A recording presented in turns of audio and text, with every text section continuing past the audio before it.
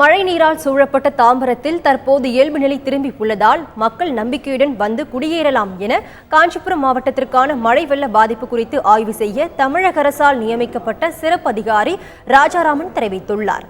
அவருடன் எமது செய்தியாளர் பாஸ்கரன் நடத்திய நேர்காணலை தற்போது பார்க்கலாம்.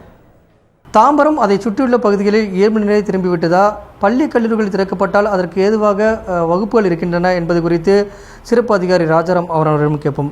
வணக்கம் சார். இந்த பகுதியில் மழையால் பாதிக்கப்பட்ட பகுதியில் தற்போது இயல்பு நிலை எப்படி இருக்கிறது, எப்படி எந்த நிலைமைக்கு தற்போது மாறி இருக்கிறது? இன்னும் வரக்கூடிய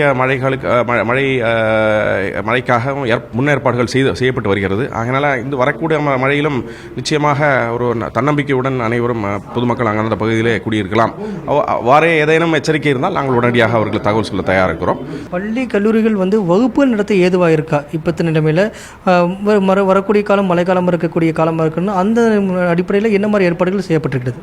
அதாவது மாவட்ட ஆட்சித்தலைவர் அந்த பகுதியில் இருக்கக்கூடிய மாவட்ட கல்வி அலுவலர்களுக்கு கண்டிப்பாக அந்த அறிவுரைகள் வழங்கியிருக்கிறார்கள். அதாவது அந்த சம்பந்தப்பட்ட பள்ளிக்கூட கட்டடங்கள் பாதுகாப்பாக இருக்க வேண்டும். அவ்வாறே பாதுகாப்பாக இல்லை என்றால் மாற்று கட்டடத்தில் வகுப்புகள் நடத்தப்பட வேண்டும்.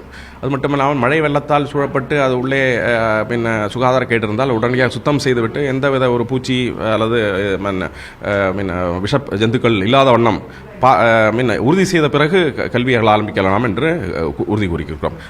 பள்ளி கல்லூரிகள் வகுப்புகள் நடத்த ஏதுவாக உள்ளதா என்பதை உறுதிப்படுத்திய பின்னர் தான் பள்ளி கல்லூரிகள் செயல்பட வேண்டும் என்கிறது சிறப்பு அதிகாரிகளுடைய தகவலாக இருக்கிறது. தந்தி செய்திகளுக்காக ஒளிப்பதிவாளர் பாலாஜியுடன் பாஸ்கரன்.